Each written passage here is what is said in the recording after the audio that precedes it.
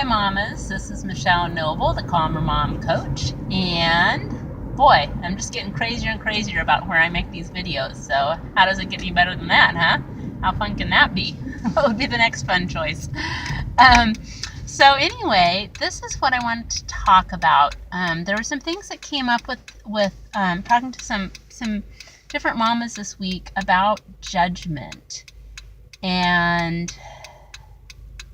I'm working and playing around the energy of being self-centered. What does that mean, self-centered? There's probably lots of points of view and judgments about what self-centered means.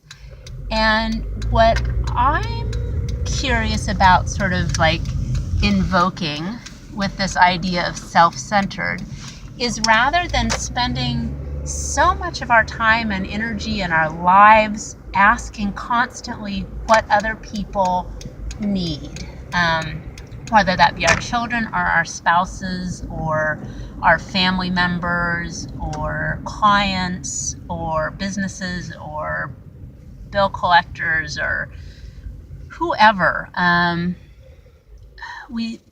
noticed that I'm becoming really aware of how there is just really a constant ticker tape going in my mind. If I don't, the moment I stop deliberately, consciously filling my mind with something else, something more fun and creative, like a question or a mantra or something like that, what shows up is just this constant like ticker tape of like, okay, do I need to feed my kids? What did they eat? Do they need a vegetable? Is there some tension there between them and their daddy, or them and each other, or what about this and how about that, and what do I need to manage? And it really, it's not very fun, interesting. It doesn't feel like it creates a lot, and it feels like an incredible energy suck. So if you, like many mamas, many people, many women, find that you're tired all the time, you might ask yourself, how much of my energy is constantly kind of seeping away in this stream of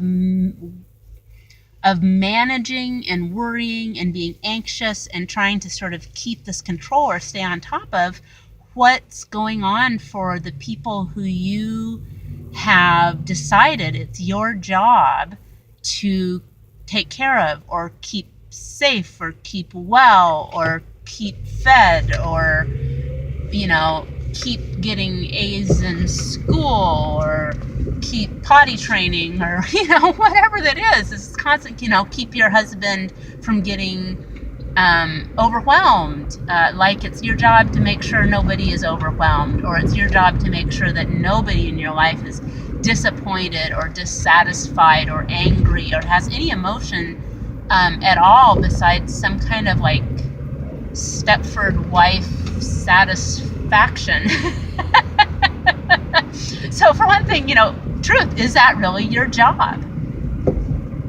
Truth, what if you were to allow other people to be responsible for their judgments, points of views, and emotions, and it didn't have anything to do with you?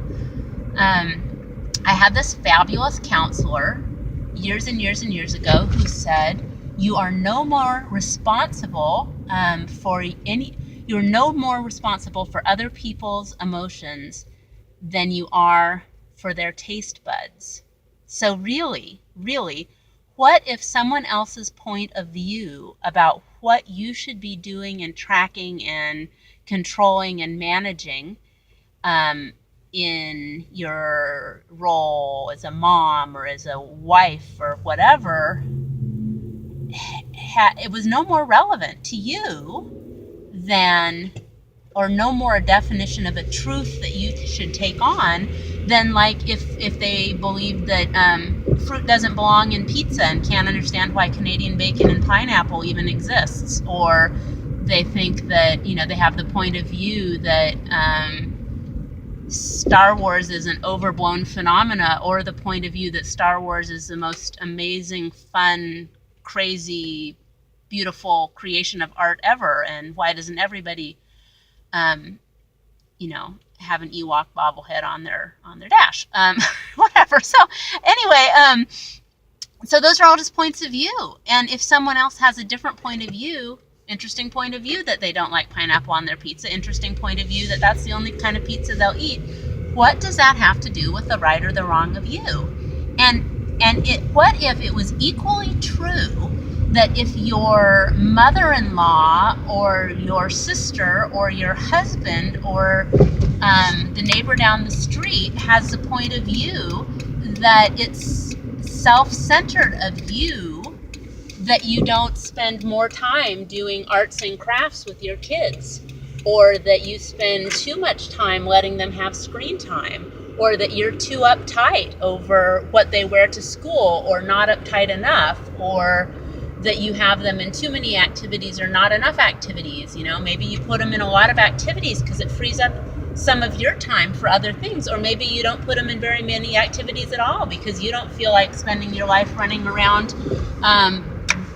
taxing them from place to place and spending all your extra money on entrance fees to ball games and sports teams. You want to do other things. And what if all of the points of view people have that is a self-centered choice, or that it's self-centered when you don't want to spend Christmas with them, or it's self-centered when you don't want to host Thanksgiving, or it's self-centered when you do want to host Thanksgiving because then you can maintain the kids' nap schedule and that creates more ease for you, or it's self-centered when you want them to go and hang out with their grandparents, or you don't want them to go and hang out with their grandparents, or it's self-centered because you don't facilitate your spouse having more nights out with their friends, or you do because you love to have a nice quiet house to yourself. What if those are all just interesting points of view?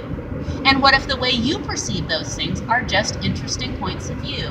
This is one of the first tools that people learn in Access Consciousness, which is the body of work that I use with my clients, is interesting point of view. It's all just interesting point of view. And I mentioned earlier that if my brain doesn't have something better to do with its time, it'll start managing everything and everyone in my life. One of the tools is instead to just have this mantra going: interesting point of view, interesting point of view, interesting point of view, I have that point of view, interesting point of view, he has that point of view. Boy, it's an interesting point of view. Interesting point of view, I have the point of view they shouldn't have as much screen time. Interesting point of view that I have a point of view that they need to eat more vegetables. Interesting point of view that I have the point of view they need protein at every meal. Interesting point of view, I have the point of view that I shouldn't let them fight like that. Interesting point of view. Interesting point of view. Interesting, blah, blah, blah. Interesting, interesting, interesting. Because it's all, what if it was all just no more important, no more significant than just a point of view? All right.